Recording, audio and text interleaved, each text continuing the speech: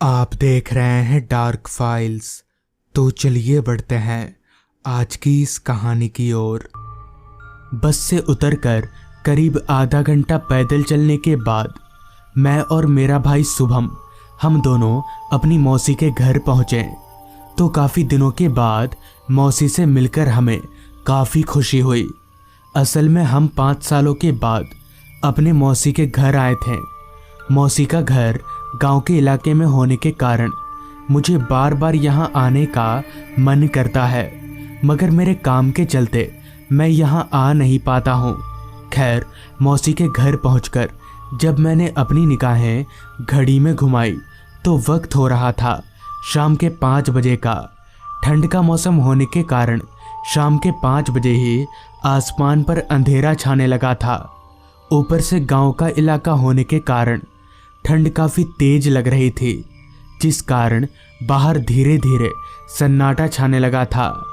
वैसे भी इस गांव में लोग ज़्यादा रात तक बाहर नहीं निकलते और ठंड के मौसम में तो और भी नहीं। खैर, देखते ही देखते 4 घंटे कब बीत गए पता ही नहीं चला। जिसके बाद ठीक रात के 9 बजे मौसी ने हमारा खाना लगा दिया, तो हम खाना खाने बैठ गए। खाना खाते वक्त मैंने मौसी से कहा, मौसी, जब मैं पिछली बार आया था तो इस गांव के पुराने मंदिर के बारे में लोगों के मुंह से तरह तरह की बातें सुन रहा था। तो पुराना मंदिर का नाम सुनते ही मानो मौसी की शक्ल डर के मारे उतर गई। कुछ देर चुप रहने के बाद मौसी ने कहा, तुम दोनों को उस पुराने मंदिर के ऊपर ध्यान देने की कोई ज़रूरत नहीं है, और हाँ, भूल से भी शमशान के पीछे उस पुरानी मंदिर की तरफ मत जाना। इस पर मैंने मौसी से कारण पूछा। पहले तो मौसी ने कारण बताने से मना कर दिया, मगर मेरे काफ़ी जिद करने के बाद मौसी ने बताना शुरू किया। आज से काफ़ी साल पहले वो मंदिर तांत्रिकों का डेरा हुआ करता था। पहले तो सब कुछ ठीक था, मगर अचानक ही कुछ दिनों बाद उस मंदिर में मौत का खेल शुरू हो गया। सभी तांत्रिक शैतान की पूजा करने लगे और साथ ही साथ हर अमावस को नर बलि भी देने लगे। हर अमावस को शैतानी मंदिर और उसके आसपास का इलाका बलि की चीख से गूंजने लगा, जिस कारण गांव के सभी लोग डरे सहमे से रहने लगे। लोग रात तो दूर दिन में भी घर से निकलने से कतराते थे, और अमावस में तो कोई भी गांव वाला घर से एक बार भी बाहर नहीं निकलता था। ये मौत का खेल काफ़ी दिनों तक चलता रहा, मगर जब गांव के काफ़ी लोग लापता होने लगे तो गांव वालों ने दूसरे गांव से मदद मांगी, जिसके बाद काफ़ी सारे लोगों ने मिलकर उन सभी तांत्रिकों को मौत के घाट उतार दिया। लेकिन आज भी लोग उस शैतानी मंदिर के आसपास भी जाने से कतराते हैं। कईयों का तो मानना है कि आज भी अमावस की रात में उस मंदिर से लोगों की चीखें सुनाई पड़ती है। हमारा खाना खत्म होते ही मौसी की बात भी खत्म हो गई, जिसके बाद मैं और शुभम अपने कमरे में सोने चले गए। अभी हम बिस्तर पर लेटे ही थे कि तभी मैंने शुभम से कहा, भाई, कल अमावस है, क्यों ना हम कल रात को चुपचाप मंदिर जाएं और देखें कि सच क्या है। इस पर शुभम कुछ देर चुप रहा, फिर अचानक अपनी चुप्पी तोड़ते हुए बोला, हाँ ठीक है, कल चलकर देख कर आते हैं क्या माजरा है। सारी बात तय करने के बाद हम सो गए। फिर अगली सुबह जब हमारी नींद खुली तो वक्त हो रहा था सुबह के 8 बजे का। सुबह से उठते ही बस हमें इंतज़ार था तो रात होने का। खैर, 12 घंटे 12 साल की तरह बिताने के बाद ठीक रात के 8 बजे हम खाना पीना खाकर अपने कमरे में चले गए। बस हमें इंतज़ार था मौसी के सोने का।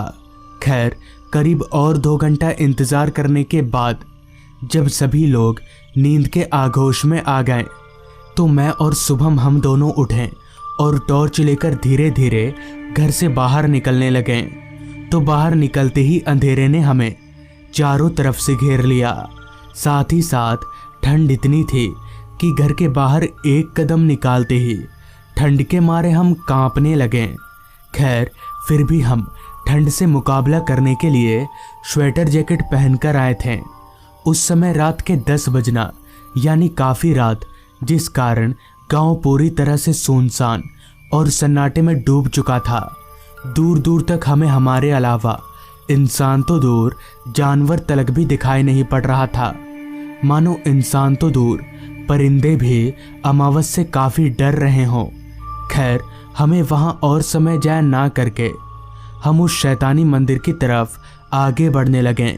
रास्ता पूरी तरह से अंधेरे में डूबा हुआ था, वो भी इतना घना अंधेरा कि हमें कुछ भी साफ साफ दिखाई नहीं पड़ रहा था। ऊपर से अमावस की काली रात होने के कारण अमावस पर चांद का तो कोई अता पता भी नहीं था। लेकिन फिर भी हमने टॉर्च नहीं जलाया, क्योंकि हम टॉर्च की रोशनी से इस अद्भुत अंधेरे को भंग करना नहीं चाहते थे। आगे बढ़ते वक्त हमें बार बार ये डर भी लग रहा था कि हमें कोई सांप ना काट दे, क्योंकि गांव का इलाका होने के कारण यहाँ आए दिन सांप निकलते रहते हैं। मगर मुझे ये भी पता था कि सांप बिना वजह किसी को नुकसान नहीं पहुंचाता, लेकिन अगर हमारा पैर उस पर आ जाए तब तो बात ही कुछ और है। पूरे माहौल में इतना सन्नाटा फैला हुआ था कि हमारे पैदल चलने की आवाज़ हमें साफ साफ सुनाई पड़ रही थी। साथ ही साथ आ रही रात कीड़ों की आवाज़ें इस माहौल को और भी ज़्यादा सुनसान बना रही थी। खैर, कुछ दूर पैदल चलने के बाद हम शमशान वाले रास्ते पर पहुँचे तो दूर से ही हमें वो शमशान और उसके पीछे वो मंदिर दिखने लगा। तो वो मंदिर पूरी तरह से घने कोहरे में डूबा हुआ था। हम जल्दी जल्दी अपने कदमों को चलाकर उस मंदिर के थोड़ा करीब पहुँचे तो मंदिर के करीब पहुँचते ही हम एकदम से हैरान हो गए, क्योंकि उस शैतानी मंदिर के करीब पहुँचते ही हमने देखा कि उस मंदिर का दरवाज़ा खुला हुआ है और उस दरवाजे के अंदर से हल्की लाइटें आ रही हैं। मगर मौसी ने तो कहा था कि ये शैतानी मंदिर काफ़ी सालों से बंद है, तो मंदिर के अंदर से रोशनी कैसे आ सकती है। कहीं गांव वालों की बात सच तो नहीं है कि आज भी वो तांत्रिक इस मंदिर में आते हैं। अभी हम ये सोच ही रहे थे, तभी एकदम से किसी आदमी के चिल्लाने की आवाज़ आई। उस आदमी के चिल्लाने की आवाज़ इतनी दर्दनाक थी कि मानो उस आदमी का कोई अंग शरीर से कटकर अलग हो गया हो। उस चीख को सुनते ही हमें पता चल गया कि वो चिल्लाने की आवाज़ उस शैतानी मंदिर से ही आ रही है। तो हम चलकर उस मंदिर के पास पहुँचे। अब शुभम थोड़ा थोड़ा डरने लगा था, जिस कारण वो मुझे ही दरवाजे के अंदर झांकने को बोल रहा था। तो मैंने जैसे ही दरवाजे के अंदर झांका तो मेरे होश उड़ गए और मेरा सारा शरीर कांपने लगा, क्योंकि गांव वालों की बात आधी सच थी और आधी उससे भी ज़्यादा डरावनी। दरअसल उस मंदिर में तांत्रिकों का एक झुंड शैतानों की मूर्ति के आगे हवन कर रहे थे और साथ ही साथ बगल में एक आदमी पड़ा हुआ था जिसका सर धड़ से अलग था। यानी वो चीखने की आवाज़ उसी आदमी की थी जब उसकी बलि हुई थी। और एक बात, सारे तांत्रिकों का शरीर पूरी तरह से कटा हुआ था। किसी के हाथ नहीं थे तो किसी का आधा शरीर नहीं था। ये देखकर मैं समझ गया कि ये सभी तांत्रिक भूत हैं। मैं इतना डर चुका था कि मैं अपने आप को संभाल नहीं सका और मेरी चीख निकल गई। मेरी चीख सुनकर सभी भूत मेरी तरफ देखने लगे। मैं समझ गया कि अगर हम लोग ज़्यादा देर तक यहाँ रुकें तो बच नहीं पाएंगे, जिस वजह से मैंने और मेरे भाई ने, हम दोनों ने मिलकर वहाँ से दौड़ लगा दी। भागते भागते जब मैंने एक बार पीछे मुड़कर देखा तो पाया कि वो सारे भूत मेरे पीछे पीछे दौड़ रहे हैं। फिर जैसे ही हम भागते भागते गांव के रास्ते पर पहुंचे तो वो सभी भूत एकदम से गायब हो गए। तो इस तरह से उस रात हमारी जान बच गई। तो दोस्तों, ये थी आज की कहानी।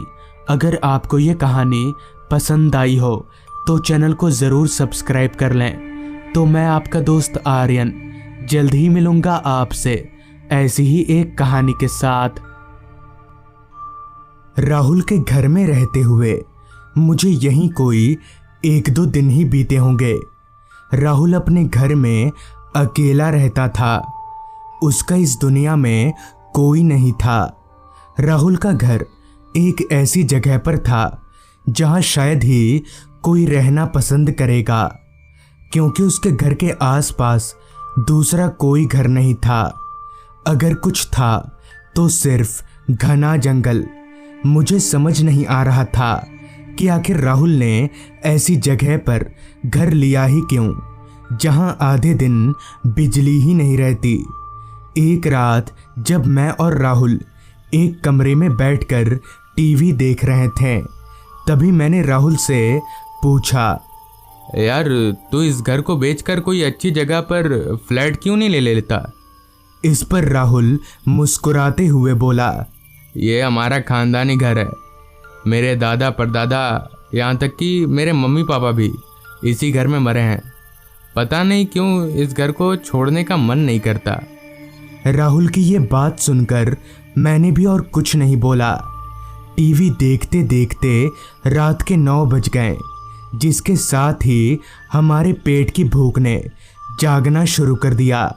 जिस पर मैंने राहुल से कहा, यार आज खाने में एक पिज्ज़ा मंगवा लेते हैं क्या? इस पर राहुल बोला, हाँ ठीक है मंगवा ले, वैसे भी आज खाना बनाने का मन नहीं कर रहा। लिहाजा मैंने अपना फ़ोन निकाला और ऑनलाइन पिज्ज़ा ऑर्डर कर दिया। पिज़्ज़ा आधे घंटे में ही आने वाला था।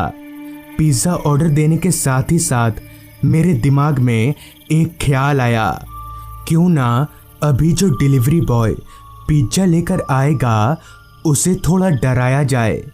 थोड़ी मस्ती मजाक करने में कोई हर्ज नहीं है। लिहाजा मैंने ये शैतानी आइडिया राहुल को बताया। पहले तो राहुल मना कर रहा था, मगर मैं जब जिद करने लगा तब राहुल मान गया। फिर तकरीबन 20-25 मिनट बाद घर के दरवाजे पर दस्तक सुनाई दी। हम दोनों समझ गए कि कौन होगा और वहीं से उस डिलीवरी बॉय को डराने का सिलसिला हम दोनों ने शुरू कर दिया। उस डिलीवरी बॉय को हमने इतना डराया कि वो पिज़्ज़ा वहीं छोड़कर बिना पैसे लिए ही भाग गया। हमने पिज़्ज़ा लिया और घर के अंदर आकर दरवाज़ा बंद करके पिज़्ज़ा खाने लगे। हम दोनों ये सोचकर खुश थे कि पैसे भी नहीं लगे और पिज़्ज़ा भी मिल गया। ये सोचकर अभी हम पिज़्ज़ा खा ही रहे थे कि तभी घर के दरवाजे पर बाहर से कोई दस्तक देने लगा। हम जानते थे कि वही डिलीवरी बॉय होगा। दरवाजे पर दस्तक सुनकर राहुल बोला, यार उसके पैसे दे देते हैं, किसी की मेहनत की कमाई नहीं मारनी चाहिए। इस पर मैं बोला, हाँ यार पैसे दे देते हैं, रुक मैं दरवाज़ा खोलता हूँ। इतना बोलकर मैं दरवाजे के पास गया और दरवाज़ा खोलते ही मैं हैरान रह गया, क्योंकि बाहर कोई नहीं था। मैंने घर की दहलीज से अपना सिर बाहर निकालकर दाएं बाएं भी देखा, मगर दूर दूर तक कोई नहीं था। इतने में ही पीछे से राहुल बोला, क्या हो भाई, कौन है? इस पर मैं बोला, कोई नहीं है यार। इस पर राहुल ने मेरे करीब आते हुए कहा, क्या कोई नहीं है? पर दरवाज़ा कौन पीटा फिर?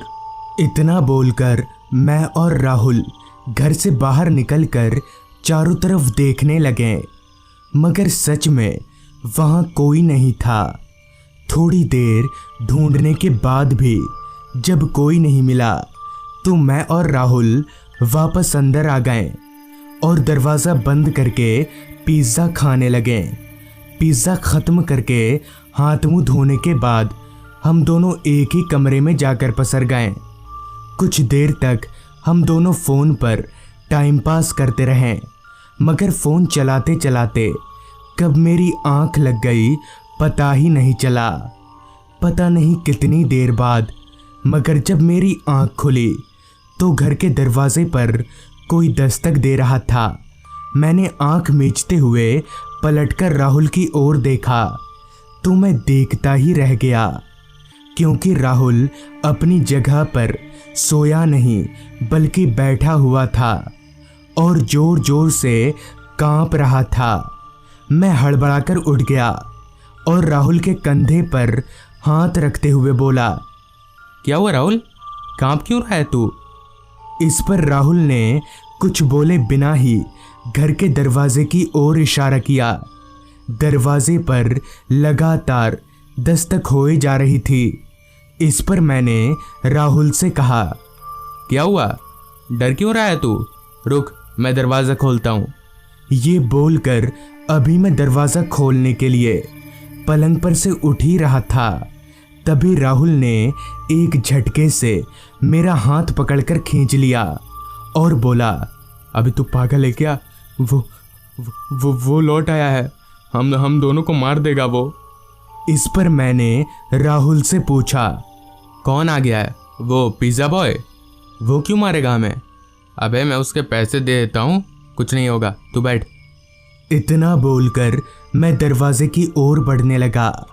मैंने जैसे ही दरवाजे की कुंडी हटाकर दरवाज़ा खोला तो फिर वही, बाहर कोई नहीं था। अब इस लुक्का छुपी के खेल से मैं परेशान हो चुका था। मुझे समझ नहीं आ रहा था कि आखिर कौन है जो हमारे साथ ऐसा भद्दा मजाक कर रहा है।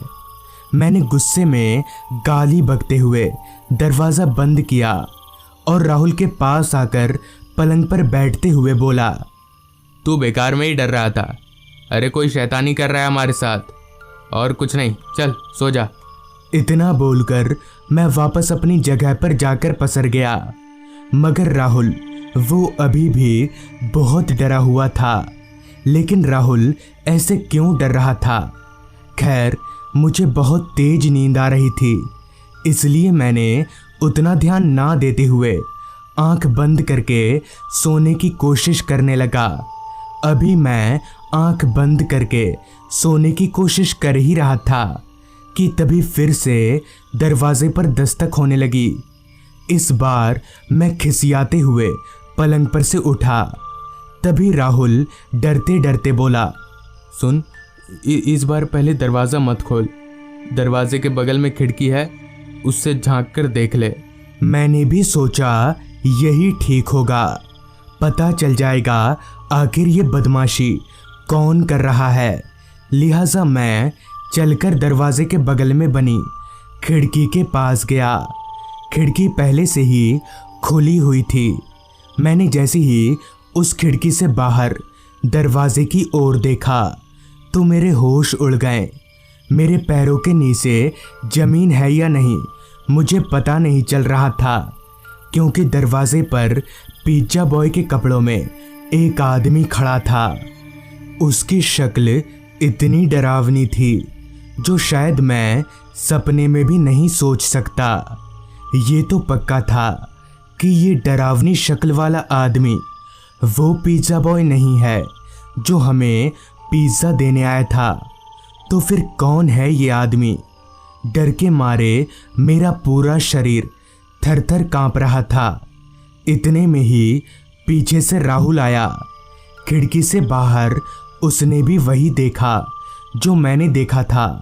हालांकि राहुल उस भूत को देखकर डर जरूर रहा था, मगर वो मेरी तरह हैरान नहीं था जैसे उसे इस भूत के बारे में सब कुछ मालूम हो।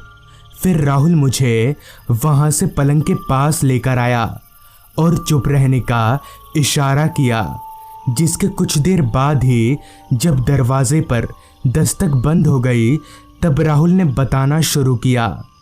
आज से कुछ साल पहले मेरे कॉलेज के कुछ दोस्त कुछ दिनों के लिए मेरे यानी राहुल के घर पर रहने आए थे। उन्होंने भी एक रात पिज़्ज़ा ऑर्डर किया था और साथ ही पिज़्ज़ा बॉय को डराने का प्लान बनाया। कुछ ही देर में पिज़्ज़ा बॉय आया और मेरे दोस्तों ने मिलकर उसे बहुत डराया। मेरे दोस्तों ने उस पिज़्ज़ा बॉय को इतनी बुरी तरह से डराया कि उस पिज़्ज़ा बॉय को हार्ट अटैक आ गया और उसने यहीं पर दम तोड़ दिया। तब से उस पिज़्ज़ा बॉय की आत्मा यहीं पर भटकती रहती है। ऊपर से आज हमने उस पिज़्ज़ा बॉय को डराकर ठीक नहीं किया। इस पर मैंने राहुल से पूछा, पर भाई जब मैंने दो बार दरवाज़ा खोला तब तो कोई नहीं था। इस पर राहुल बोला, हाँ, वो इसलिए क्योंकि वो पिज़्ज़ा बॉय की आत्मा 3 बार दरवाज़ा पीटती है। 2 बार वो कुछ नहीं करता, लेकिन अगर तीसरी बार किसी ने गलती से भी दरवाज़ा खोल दिया तो वो जिंदा नहीं बचता। ये सब सुनकर मैं बहुत डर गया, लेकिन साथ ही उस रात मुझे एक सीख भी मिली कि मजाक एक हद तक अच्छी लगती है। वो मजाक नहीं कहलाता जिसमें किसी की जान पर बनाए। तो दोस्तों, ये थी आज की कहानी। अगर आपको ये कहानी अच्छी लगी हो तो चैनल को ज़रूर सब्सक्राइब कर लें। तो मैं आपका दोस्त आर्यन जल्द ही मिलूँगा आपसे ऐसी ही एक कहानी के साथ।